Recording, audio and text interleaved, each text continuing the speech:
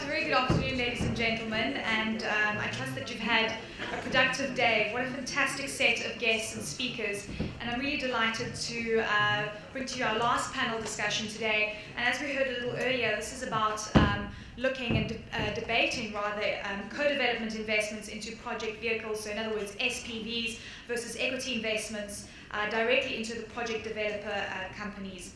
And I'd like to just draw on something that Solomon Asamoah said a little bit earlier. He said that his heart goes out to development companies because they need patient risk capital, because it's a tough environment out there.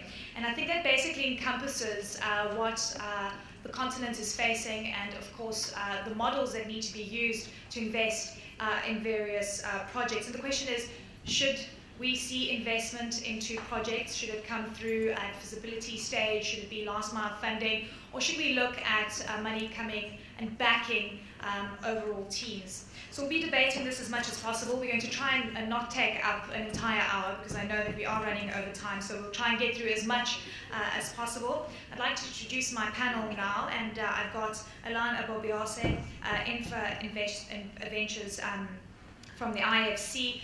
We have Brian Herlihy, CEO of Black Rhino, and we have Tas Anvarikwa from Africa 50, the CEO. We also have Sean Long from Endeavour Energy, as well as George Pergamalis, Head of Business Development at Enel. So I welcome all of you to our discussion today. Sean, I see you smiling there. Well, I mean, how patient are you, sir? We're very patient as long as the deal gets done today. George, I have to ask you, with the South African government, how patient are you?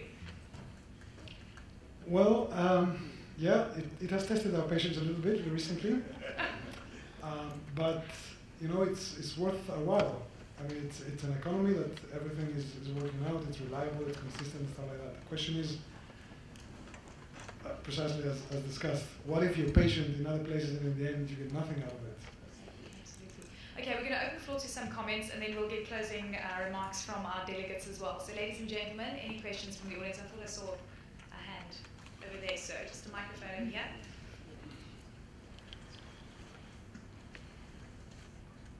Please introduce yourself. Thanks a lot. My name is Opa Ramapan. I'd like to thank the panelists for the very lively discussion. And I want to thank Aaron for making that point that there are certain projects which necessarily have to be government funded. But sometimes when we also continue to discuss, we tend to create the impression that just because somebody has finance, they can expect government to always bring projects to them. The other point that has been said a lot of times today is this issue of lack of capacity within government to come up with bankable transactions.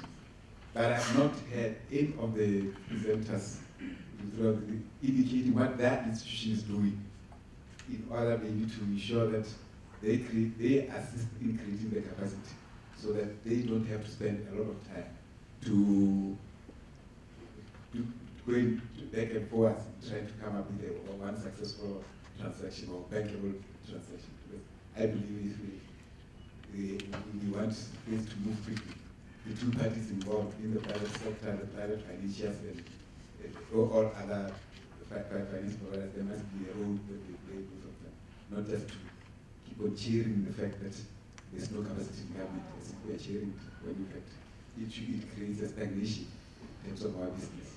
Thanks. Thank you so very much. Eleni, would you like to tackle that one now? Yeah, I could, but there's...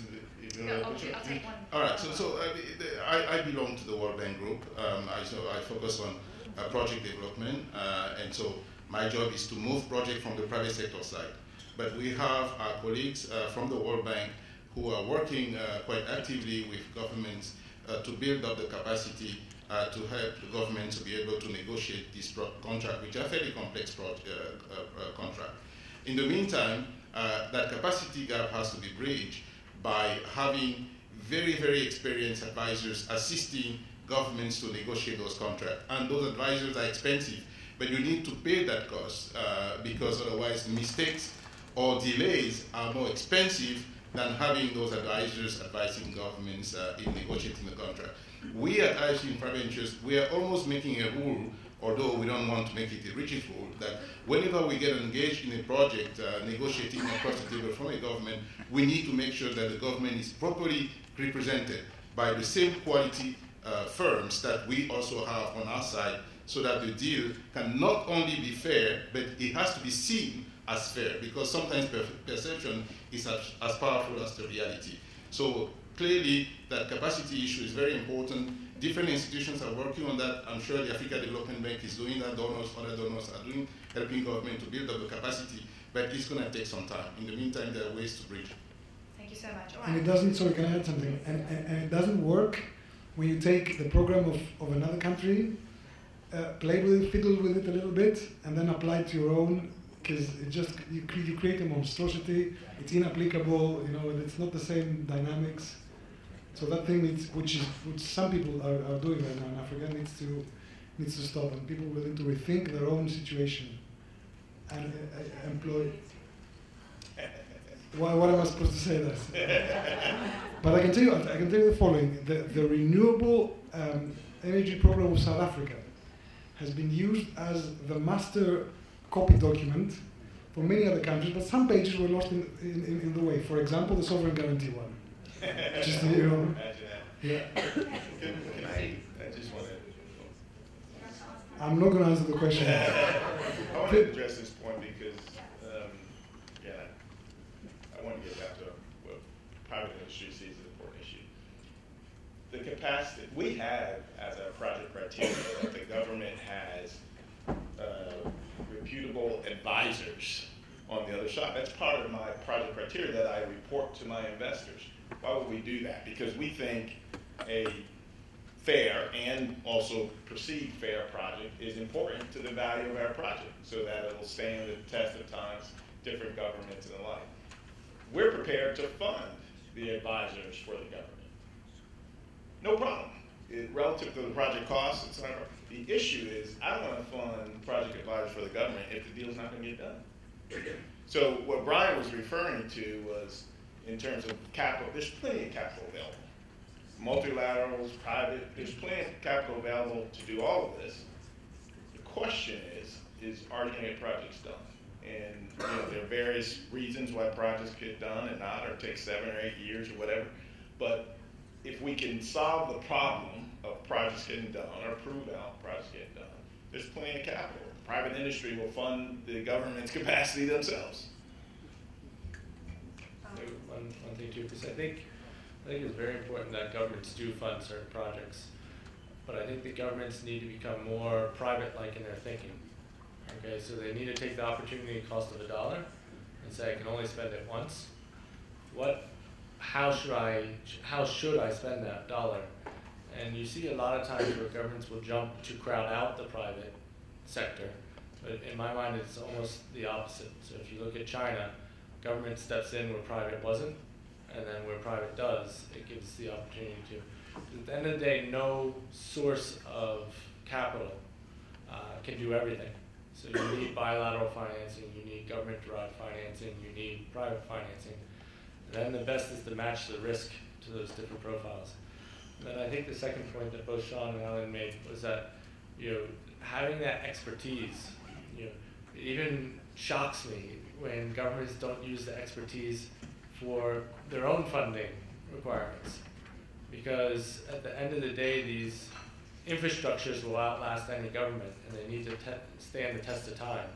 So there needs to be institutions around the infrastructure, and that institution has to survive, because that infrastructure, whether it's a transmission line or something else, will get interconnected into other infrastructure later. So whether it's a port, whether it's a rail, whether it's a power plant, the future infrastructure could be privately financed or governed again, but it needs to interact with that existing infrastructure. So the policies need to be put in place to make that infrastructure institutionalized and long-lasting. And you do find that a lot of times you run into problems where you have a good project, but a project that doesn't integrate into the greater ecosystem of the country. So, I think, I always say I'm good at what I do, I think, but I can't do a lot of what a minister or their team is doing. It's not my expertise. and vice versa. They're not lawyers, and they need lawyers when they need lawyers, and they need all the right help when everyone has the right help. So I think a lot of stress has to be put on getting the right capacity, independent of which way the government moves. Well, let me second to Alan. African Development Bank does quite a bit in this area, obviously. But also, as Solomon mentioned yesterday, we have Africa Legal Support Facility, through which we support governments to negotiate with the private companies. But in addition to that, our pilot experience with 3 countries through Africa 50, I mean, how we did this in the last 6 months, there was no team of the government, there was no team of advisors, there was no team of Africa 50. There was only one team. We decided all together we will make this happen. So we work as one team. And obviously, all of us will learn a lot during the process. And we do more projects, we will create more capacity. So we should not wait to do capacity and then do projects, but we should do more projects so we build more capacity. Thank you so much. Okay, show of hands. How many questions? Yes, ma'am. I guess I'm trying to get my question back again because I'm just taken up by all the comments. I think my concern about the discussion today is that this morning we heard that Africa is rising. We also heard yesterday and today that African story is actually improving and that the private sector and the middle class are growing on the continent. And that opportunities are really, they're coming up. The economy, the number of people who can actually purchase and pay for things is actually increasing. But I'm getting a sense that the only people doing projects on Africa are the governments. What about private provision of infrastructure? That's an important point too, and I think it hasn't been addressed in this discussion. And my worry is this. We heard in the previous round, Jim said there were 70 facilities that are doing project preparation, a lot of them focused on Africa, but for DAC 1 and DAC 2 countries. What about the middle income countries where the private sector exists but doesn't have access to venture capital, doesn't have deep pockets to be able to finance the development costs that are so important for projects that could be bankable? Why is it that the DFIs have this kind of approach where they will only look at the private sector when the projects are close to bankability? They will not assist the private sector to get those really good concepts to bankability. And venture capital doesn't exist here. So why is it that we don't hear about, it's everywhere else in the world except in Africa.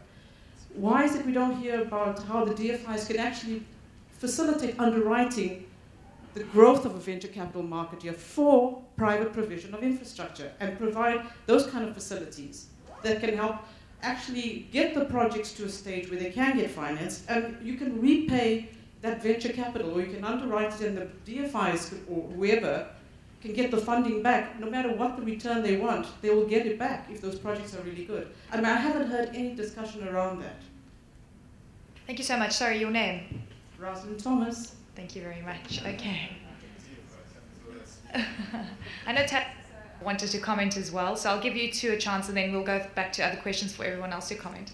Well, I mean, I think we all agree that venture capital doesn't exist in Africa, specifically in infrastructure space. That's why we are all together suffering from project development capital, absence of the project development capital, yes.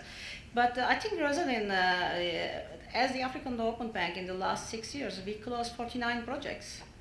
They were all either PPPs or IPPs, meaning that we work with private companies.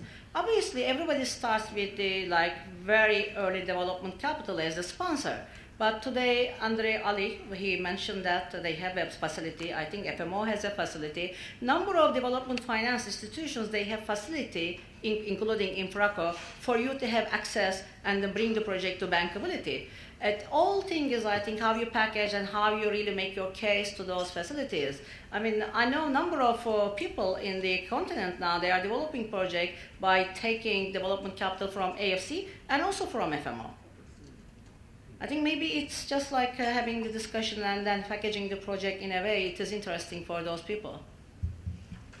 Okay, look, first of all, we also see a substantial increase in private investment in infrastructure in Sub-Saharan Africa.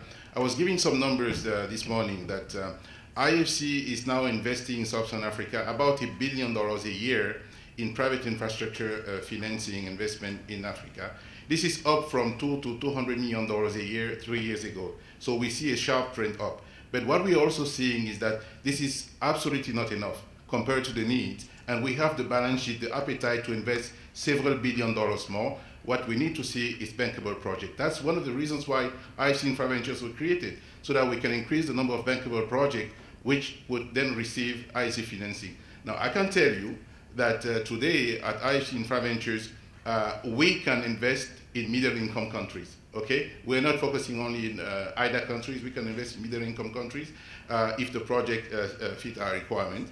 And we love to do that. We love to talk to partners. And we've partnered with a number of developers here. As I said, we've signed 12 joint development agreements in the continent, 36 globally, only 12 in the continent. We need to sign more. And so we are open for business. I'd like to partner. In fact, I call Brian from time to time and tell him, look, can we partner to do this together? I say that to Sean, and I would like to say that to my colleague from Enel, and many developers here. We are open for business. We like to co-develop to move project faster to the financial close. Fantastic. How did... So that is a subject for discussion, because one thing that we do, though, is that we are fiercely commercial in the sense that we want to share the risk but also share the upside.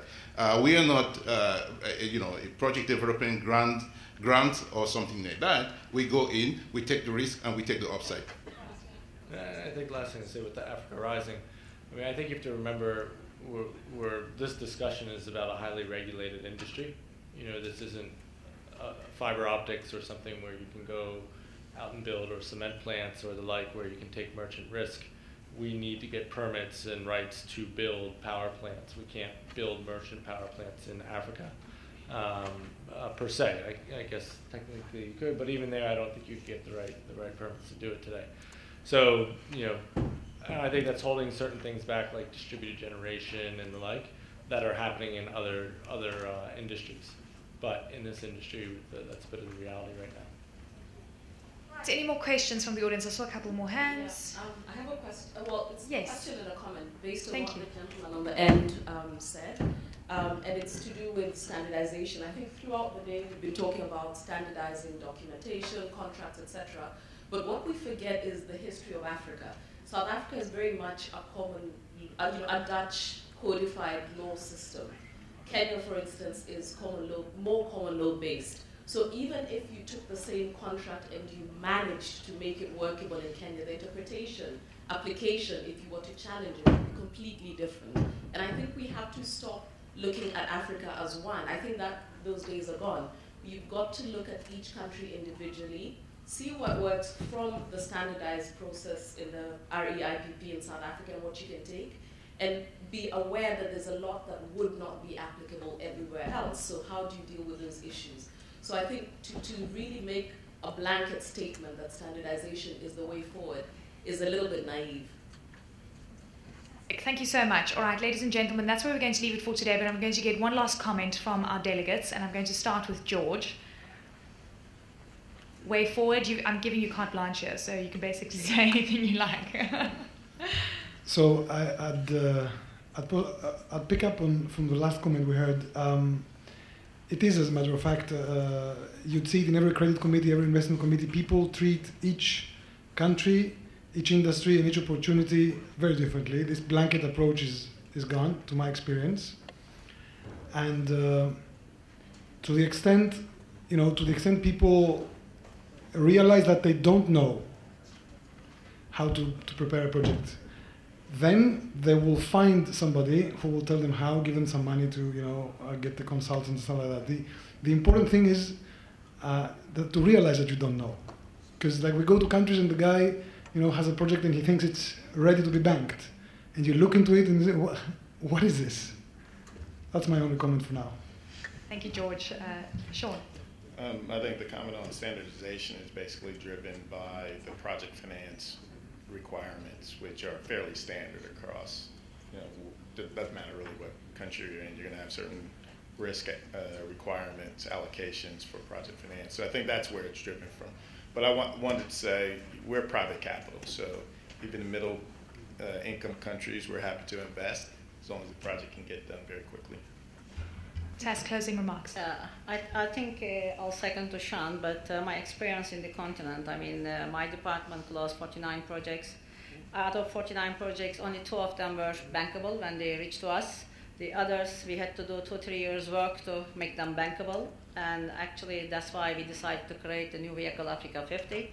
And I just want to clarify one thing. Actually, as of 30th of June, I am the former CEO of Africa 50. I am leaving the platform after working on it for the last 2.5 years.